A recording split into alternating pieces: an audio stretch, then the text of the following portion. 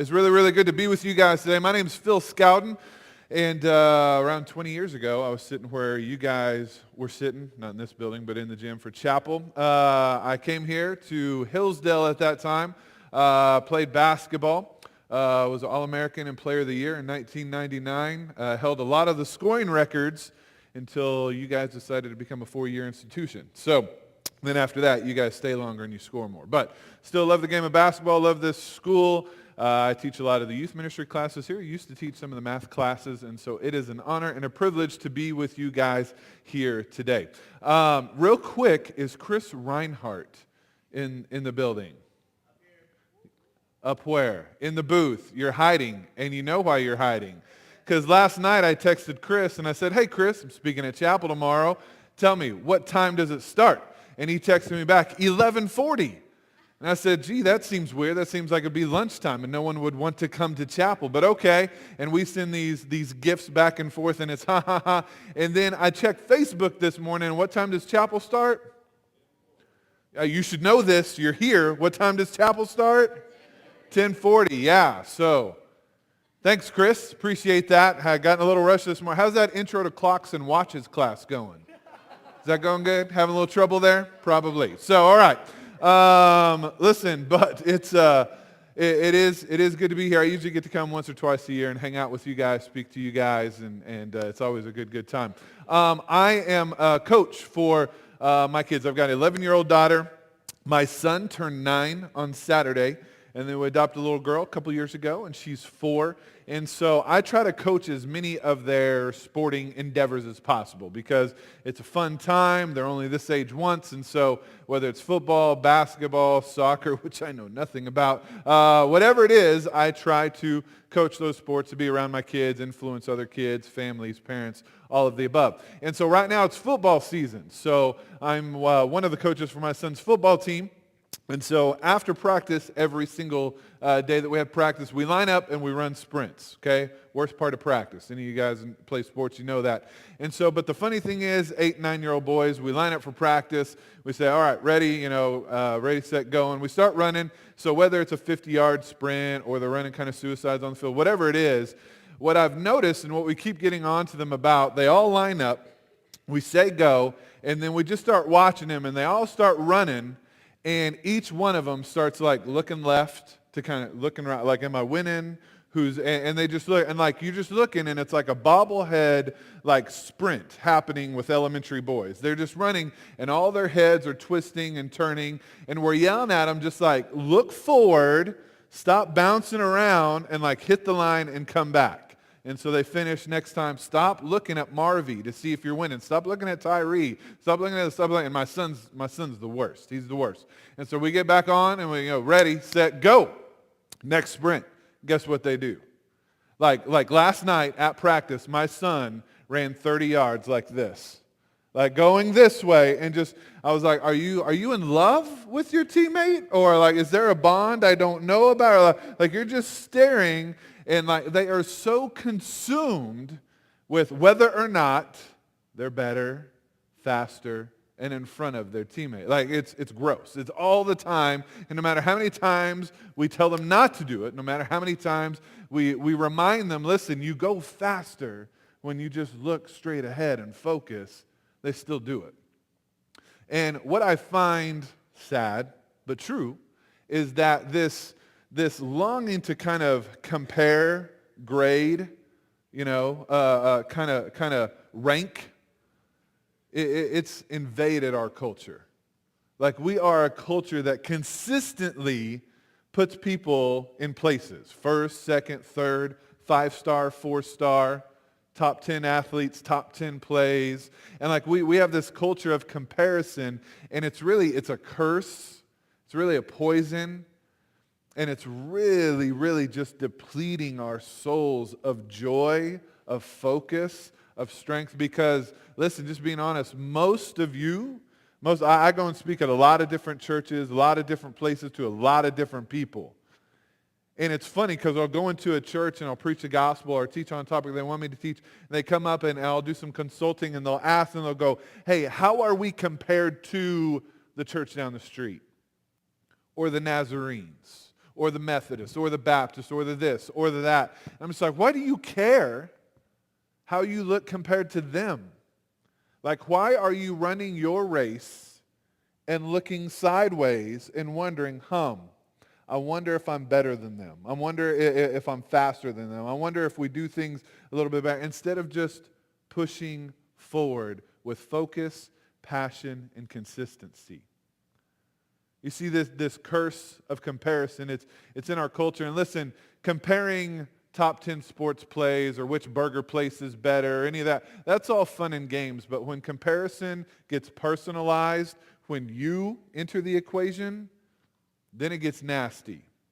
Then it gets hurtful. Then it gets bad. I call it the battle of Like when you start comparing, immediately you start going, well, they're just smarter or prettier or better. I feel lonelier. And you just have this consistent cycle where you're just looking left and you're looking right and you're looking at every place else that you shouldn't be looking. And this battle of invades your heart. And all of a sudden, the class you have or the grade you have it's not good because they've got a better class and a better grade. The boyfriend or the girlfriend you have is good because they've got a better boyfriend. They've got a better girlfriend. The job you have, the parents you have, the upbringing you have, the story you have, the testimony you have. All of a sudden, nothing you have is as good or as concrete, as solid as the person to your left or the person to your right, because you are consistently comparing yourselves to one another. It's a poison. It's killing you. It's killing you. When God tells you just to run the race, look forward, and run with passion, strength, and consistency. You're not the only one who struggles with this. This has been a struggle for the best of the best for many a moon, many a year. And the story we're going to look at today in John 21, it's one of the best of the best, is Peter. And Peter is struggling with this curse of comparison in his life. And this is a pretty intimate, pretty important moment in the Bible. Okay, so in John 21, Jesus has died on the cross. He has come back 3 days later, and he's kind of setting the stage as to what is supposed to happen when he leaves for good. When he goes up to heaven, he passes the torch to the disciples, and he goes, okay, you're up. Like, go run this place. Tell people my story. Show them the love that I have showed you. And so Peter and Jesus have had kind of some crucial moments here in the past few days, if you know the story in the Bible. As Jesus was on trial, Peter was watching in a courtyard. He denied him 3 times. Jesus has come back several different times. But Peter and Jesus haven't had kind of a one-on-one since the denial. And so there's this moment of fishing, and Peter jumps out of the boat. He's on the shore, and Peter and Jesus just get to have a crucial conversation. Just one-on-one, BFFs, what's going on, what's going to happen. And so Jesus has this conversation with Peter, and he asks him 3 times if he loves him. If he really loves him, like, will you start my church? Will you lead my people? Will you be this guy that we always thought you could be, should be, and would be? Like, will you lead out? Because I'm about to go. Peter, I need you to lead. And so he instills this mission to Peter, like, Peter, you're going to be the head of the church. You're going to lead this thing out. You're kind of the captain of the team. And this is kind of tough because the disciples had been arguing about rank and who's better and who's worse and who's this and who's that for a long time. And so Peter gets this commission. He gets this calling. And in verse 18, right after he gets the job and accepts it, Jesus gives him some bad news. He says, I tell you the truth, Peter. When you were young, you were able to do as you liked. You dressed yourself and went wherever you wanted to go. But when you are old, you will stretch out your hands and others will dress you and take you where you don't want to go. Jesus said this to let him know by what kind of death he would glorify God. Then Jesus told him, follow me. So he says, listen, you're going to have this job. You're going to lead this church movement, this new movement of Christ followers, this brand new thing, but it's not going to be all rainbows and unicorns. It's going to be kind of tough. In fact, you had a stage of life where you made all your decisions. you figured out what to dress, where to go, what you're going to do for the day. That season is over. There's going to be a season where people basically tell you where to go. You're going to be put in chains. You're going to be imprisoned, all because you follow me. It's going to be bad. And then he asks again, he goes, follow me. Come on, like, are you in this? Are you focused? Are you ready? And then this is what Peter said, verse 20. Peter turned around and saw behind them the disciple Jesus loved. This is John, who's writing the gospel, the one who had leaned over to Jesus during supper and asked, Lord, who will betray you? Peter asked Jesus, what about him, Lord? Jesus replied, if I want him to remain alive until I return, what is that to you? As for you, follow me. So Peter gets this great calling, then he gets this bad news, and instantly, he doesn't ask a question like, okay, how's this going to all unfold, Jesus? Like, how do you want me to lead? Man, give me some good pointers. He instantly turns to John, and he goes, well, what about him? Is it going to be as bad for him as it is for me? Or what's his title? What's he going to get? Let me get this right. I'm in charge, and he's not in charge, right? I mean, Peter is instantly ranking, comparing, and weighting out. Am I more important than John? I mean, in a crucial moment, in an intimate conversation, in a face-to-face with Jesus, the guy just defeated death. He just gave you a great mission, a great calling.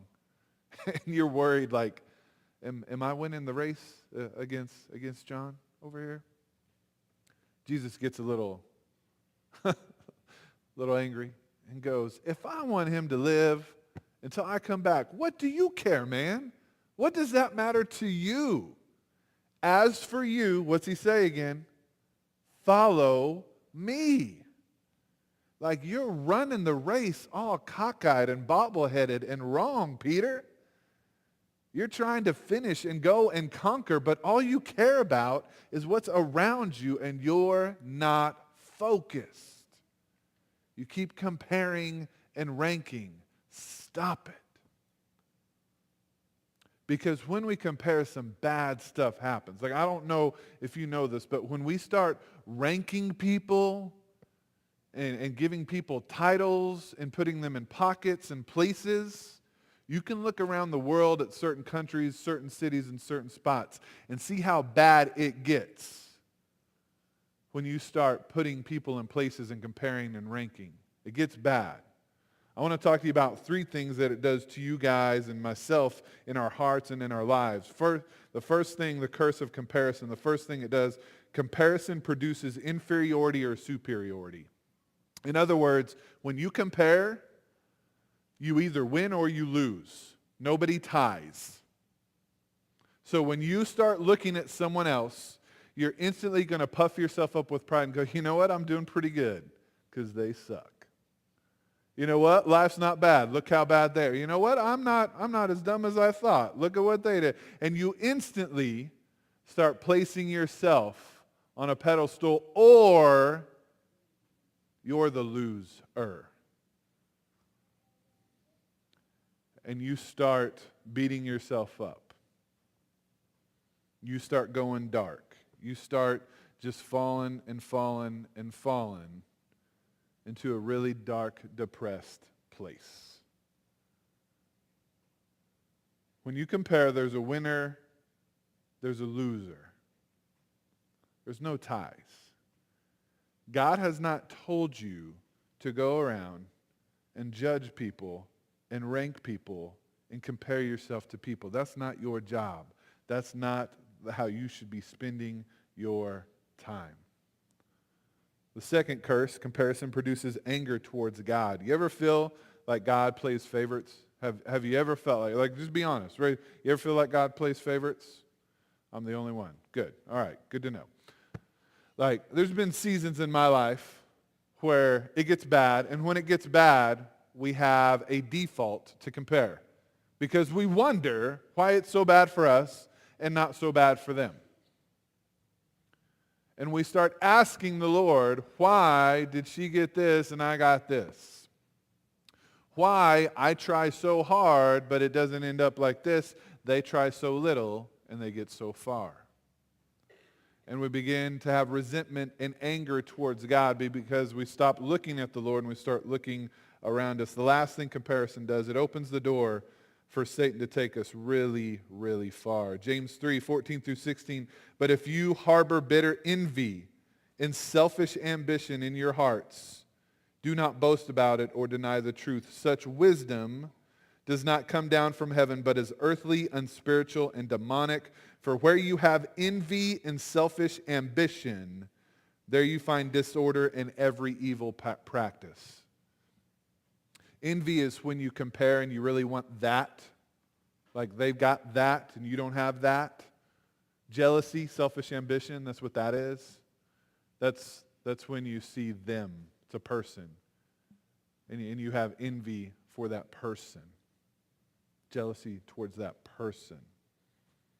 What James is saying here, listen, you play that game, the enemy is going to grab your heart and he's going to run. And it's going to be bad. Unspiritual, he even calls it demonic. Like when you just start comparing, you get trapped. You get kind of boxed in. It gets really bad, really nasty, really, really fast.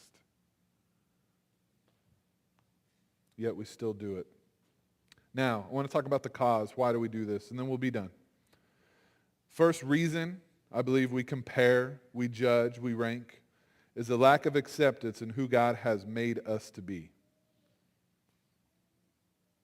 You don't really like the Lego set that God built. Just being honest. Like one of the causes is you look in the mirror, or you look at the report card, or you look at your past, or you look at your struggles and your sin, you look at all that, and you project on other people, and you go, well, they don't have that story, they got a better story, they don't have that, they have all, and you don't like what you got dealt. And so then you just start comparing and comparing and comparing. Listen, you ain't perfect. I'm not perfect. Okay? But God has given you something. I don't know what it is. Some of you are smarter than smart. Some of you are athletic. Some of you are just magnets. Like people want to be around you. Some of you are courageous in ways that make some of it, like we want to be like you because you will do things and step forward when we know we should, but we don't. You have something. You don't have everything. You don't. But when you focus on all the things you don't have and the things other people have, you compare, you judge, you rank, then you become dissatisfied. You become unfulfilled. You become angry and resentful. And you stop focusing on the things you do have to change this world for good. I get to do this a lot. I speak a lot. Can I tell you what I'd love to do? Every time and every place I get to go, I get to listen to like great musicians. And since I was really with you guys, our chapel leader is actually, when I was here, is actually a Nashville recording artist. Michael Boggs. He led chapel. So chapel was legit. Like it was really, really good. Not that y'all was great. It was really good.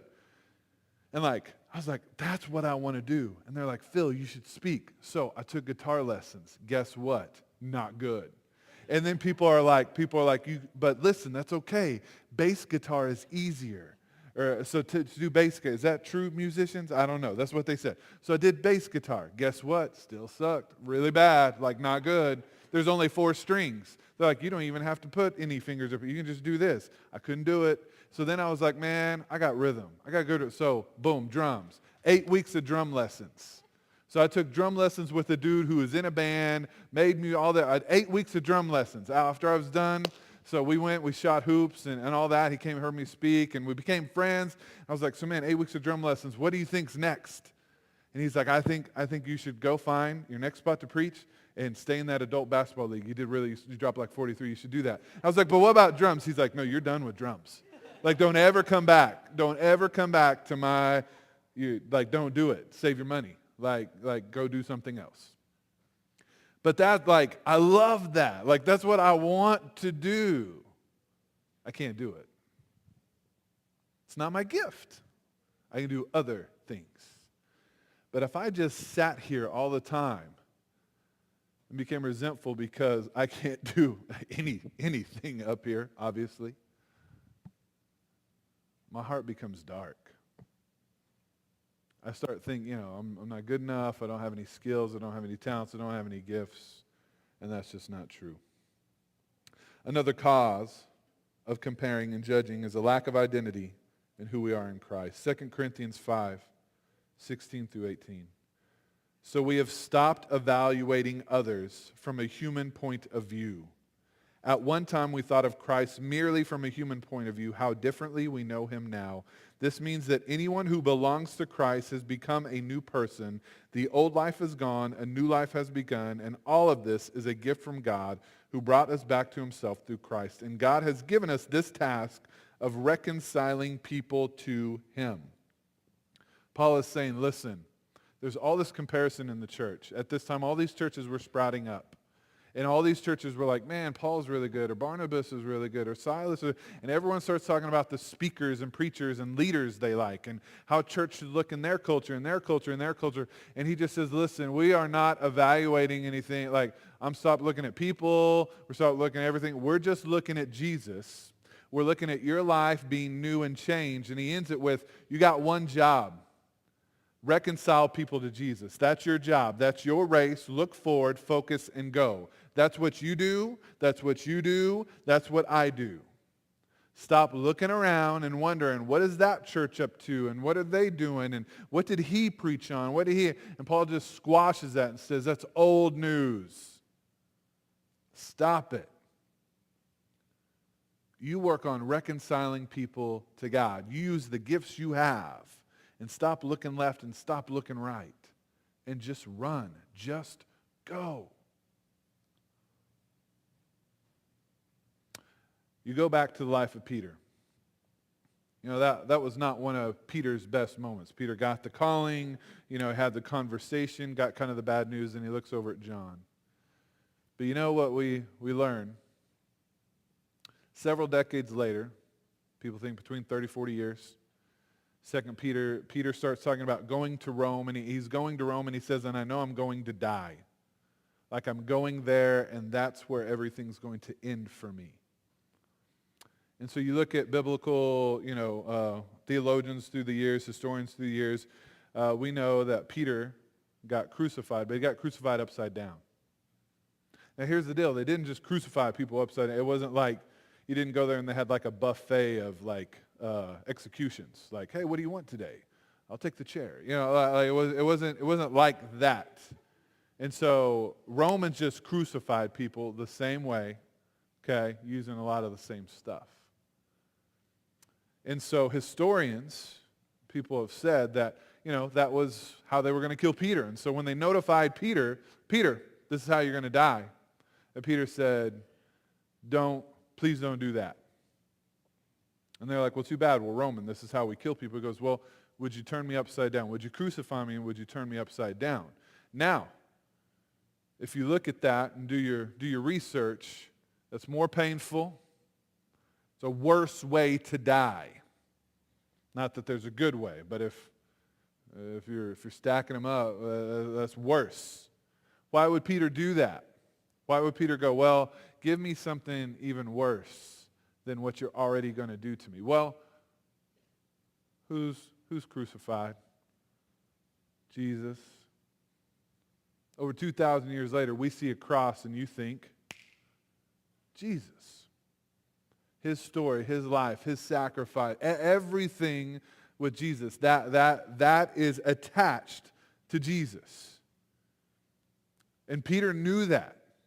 Peter goes, I don't want to mess any of that up. Because Peter had done some great things in those years. He had listened to the calling. He had done a lot for the church. He had preached. He had done a ton, and Peter was pretty popular. And he knew, if you crucify me, and if people say, if there's any comparison, I don't want it. I want Jesus to be Jesus, and then let people know this is just Peter. Like, he got it. He got it. He understood. It clicked. He wasn't looking and going, well, how can I, if you crucify me the same way, then maybe people will think that I'm as good. No, he got it.